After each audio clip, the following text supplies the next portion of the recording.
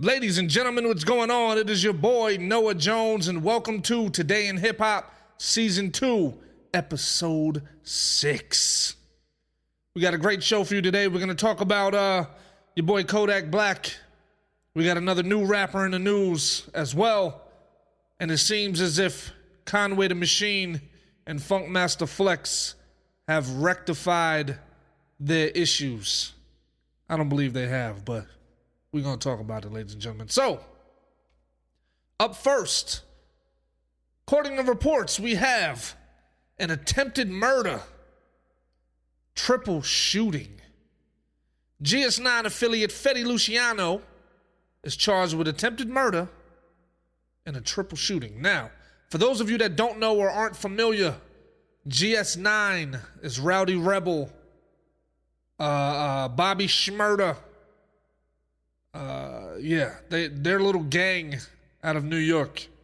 So this guy, Fetty Luciano, is an affiliate of the GS9 boys or squad or whatever they called. So, let me give you some information. It says, according to reports, Brooklyn rapper Fetty Luciano, it's always a rapper, right? It's never just a regular guy.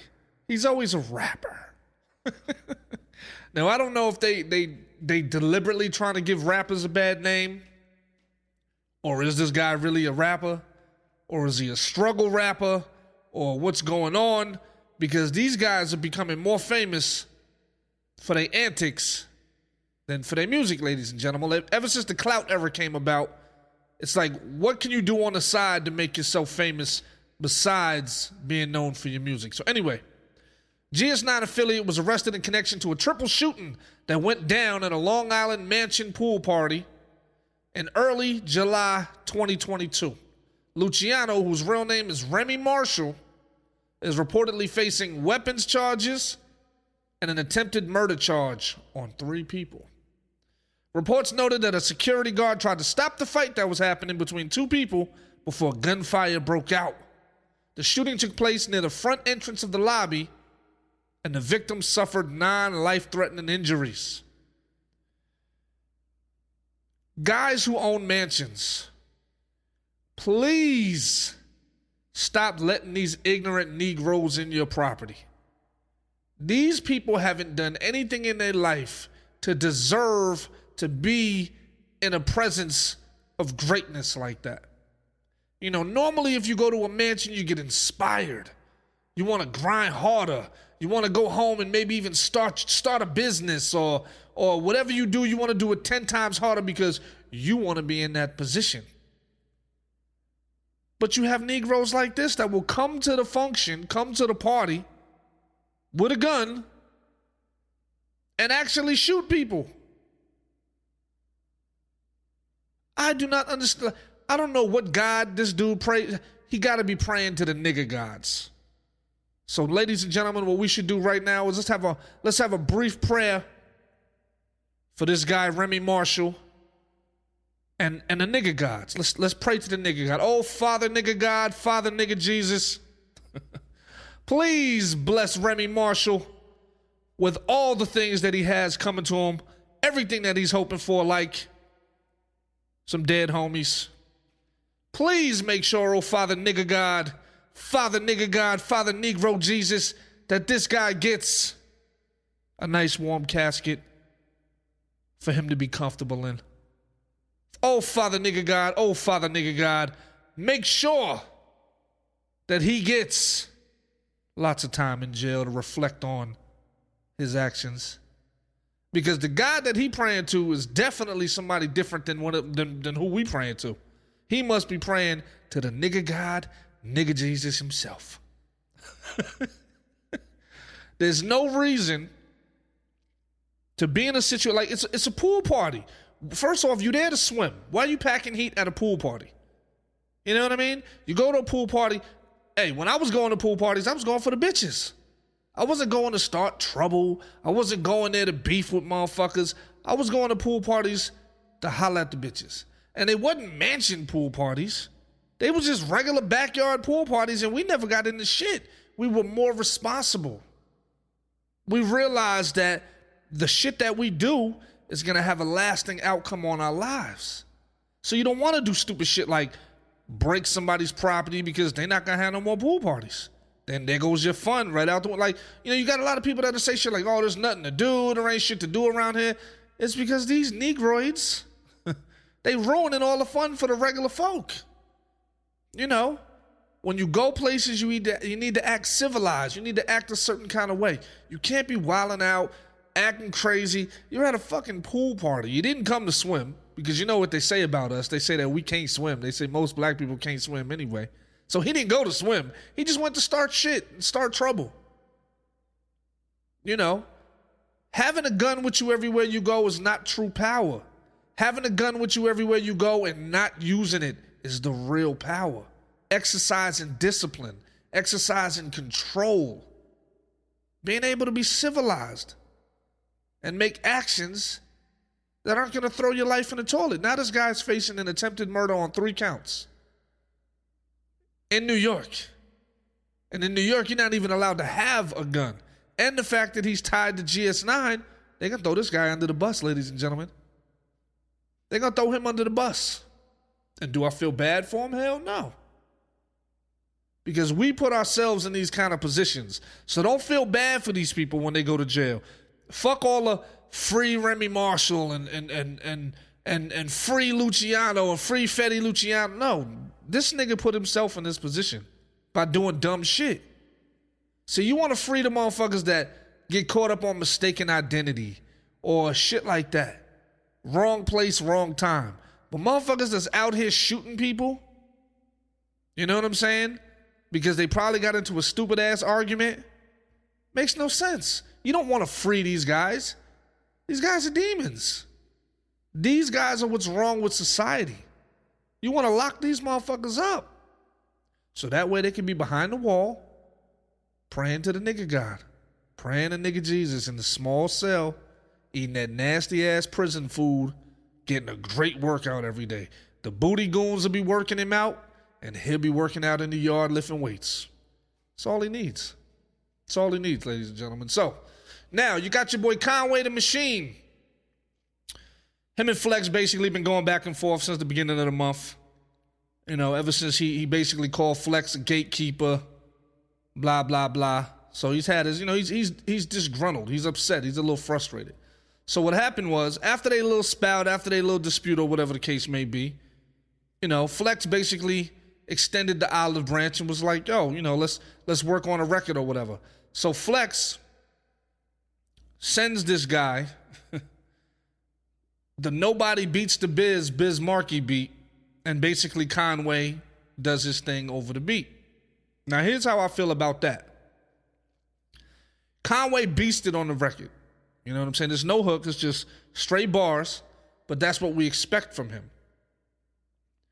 Did it move his position forward after all the shit he was talking about? I would have to say no. Because he did the same kind of records that he always fucking does, which is the shit that's not making it to radio, which is the shit that's not getting pushed. So, if Flex would have sent me something like that, I would have said, yo, send me some shit for the radio. Send me some shit that you can play on your show. Send me some shit, not no freestyle shit.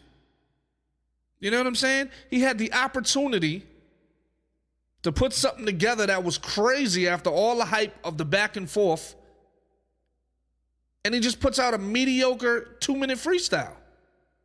Now, don't get me wrong, the bars was fire. I'm saying mediocre because he could have took his time and made an actual record. Could have made a song with a hook. Could have got somebody on it to sing the shit for him. Could have really made the shit fire. Because now you and Flex are teaming up together. Give this man something to play on his radio station. Don't just co-sign the same shit that he's talking about and basically record the same type of shit that he doesn't listen to himself. You see what I'm saying? So Flex sent him some shit. Flex is a slick motherfucker. He sent him some shit that he knew he wasn't going to play. And Conway did exactly what Conway does. He went off with the bars, but he's no further along in his argument. Because he basically just recorded the same type of shit that he always records. So now, there is no real progress. So all of that hype, all of that talking, all that shit is wasted energy. He fumbled right now. He had an opportunity to put together a great fucking song. And he debuts a fucking freestyle called, I think it's called R.I.P. Steve Smith. You know what I mean?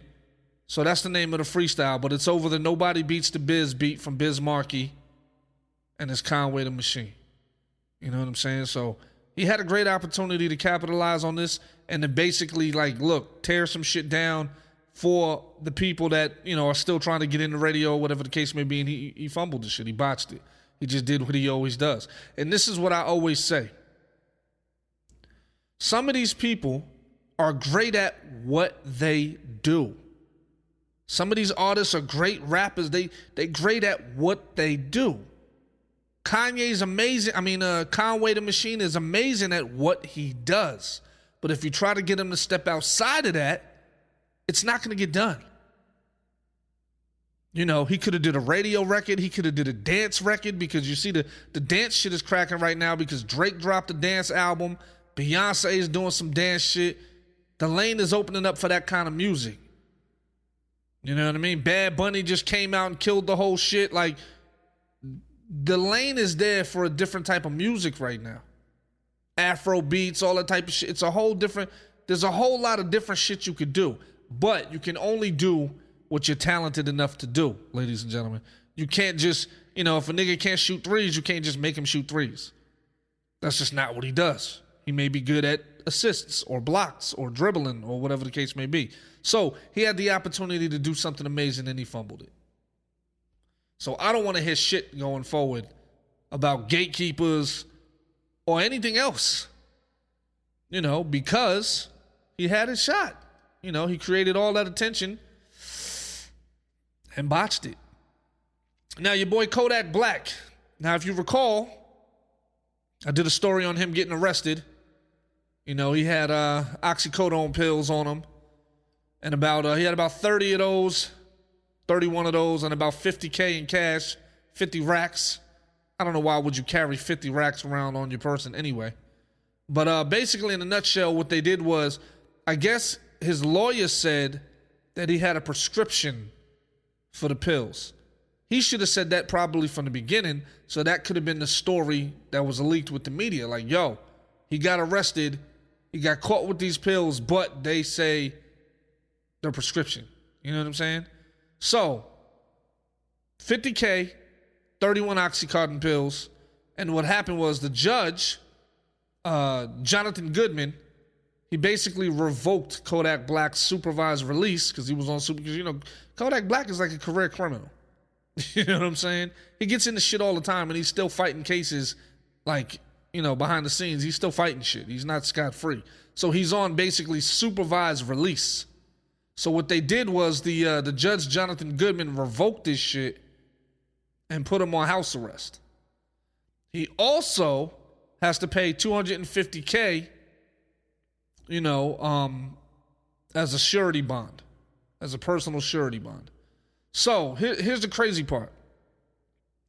Not only did you put yourself in a position to where you might end up getting locked back up to jail, but you cost yourself $250,000 on top of that. Plus, you're stuck at the house. So there goes your freedom for right now. Can't move around, can't do club appearances, can't do shows. So that stops your money. And then you also got $250K that you got to pay out of pocket as well. That's another hit to your money. So what are these people doing to where here's the thing. When rappers be crying how broke they are and they talk about, oh, I had a bad record deal and I had to look, if this guy has $250,000 spare to pay these bills and shit like that, I don't want to hear anything about him having a bad record deal. Because he's putting himself in these positions by doing this dickhead shit. There's nothing stopping you from laying low, staying out of the public eye. A lot of these guys, they flirting with death, the adrenaline, and the fact that they almost getting caught, or they getting caught and they getting away with the shit because of their lawyer teams. You know what I'm saying? Now, I also got to shed light on some of these lawyers. It's like, yo, stop taking these fucking cases, man. I know these rappers is paying you big fucking money, but we're not going to be able to change.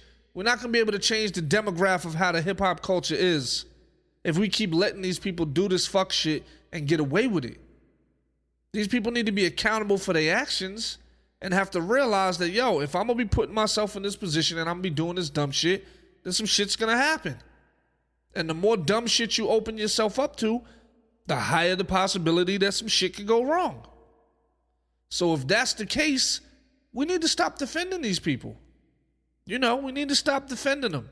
We need to say, hey, bro, you're on your own, man, because from a moral standpoint, all you're doing is getting a guilty nigga off. You're just getting a guilty nigga off. And you're giving extra chances to people that don't deserve the chances. You know, and it's just fucking the whole game up. You know what I'm saying? Like I said, these guys, they're career criminals. This ain't like one-off or some shit they do every once in a while. These motherfuckers have a rap sheet. And some of them have had juvenile rap sheets too. But they've been sealed away, so we don't even know what the fuck is going on. We don't know what... This motherfucker could have a juvenile history as well. So I don't have anything against this guy. But the actions and the shit that he does... One, is not good for black people and it's not good for the hip-hop culture. You know what I mean? Whenever people want to use stereotypes and say shit against us, these are the examples that they use. They use the Kodak Blacks and the R. Kellys and this GS9 dude, Fetty Luciano, who's shooting at 3 people. They use these people as examples of who we are as individuals and who we are as black people. You know, so we got to start making these people accountable and stop allowing them to dictate what the cool is. That's not cool. The cool is making your money. The cool is taking care of your family. The cool is paying your fucking bills and being responsible. The cool is being able to go wherever the fuck you want without having any motherfucking drama. You can drop your shit right now and just catch a flight and go wherever you want and just enjoy. Eat foreign foods. Learn about culture that you have no idea about. Go to some of these places outside of the United States. The world is bigger than your block. The world is bigger than your neighborhood. There's so many other things out there that you can explore. And you can learn. You can learn from these things. You know, but a lot of times this shit starts at home. It's got to be taught. Starts from the grandparents, down to the parents, down to the kids. You know, we got to make sure we take the extra time and spend the extra effort to teach our children instead of throwing them to the wolves and saying, hey, you figure this shit out. I'm tired of dealing with you. We got to have patience. And we got to talk to each other. And we got to have these uncomfortable conversations. And we got to make sure that we speak about shit. And we got to do our research and our due diligence. And we got to put each other on and help put each other in better positions. See, we behind as a culture because we don't help elevate each other. We got to elevate each other. If you get an opportunity, look for somebody else that works hard that you think would deserve the opportunity as well. Bring them in. Teach them. Show them some shit. Because at the end of the day, when you pass, how are you going to be remembered on this earth? How many lives have you touched? How many people have you taught things? You know what I mean? The world is bigger than your block, ladies and gentlemen. And I'm going to leave it at that. This is your boy Noah Jones. Today in Hip Hop, Season 2, Episode 6. Make sure you stop by privateroadclothing.com. Pick something up. Also, go to noahjonesnews.com if you want to hear some of my music, catch my music videos, my radio station interviews, or if you just want to hear this podcast in audio format. Also, the video version is on the site as well, but you got to be a member. You got to be a subscriber. I take care of my subscribers. Love y'all. Appreciate your support. Monday, Wednesdays, and Fridays, new episodes of Today in Hip Hop. Love y'all. Peace.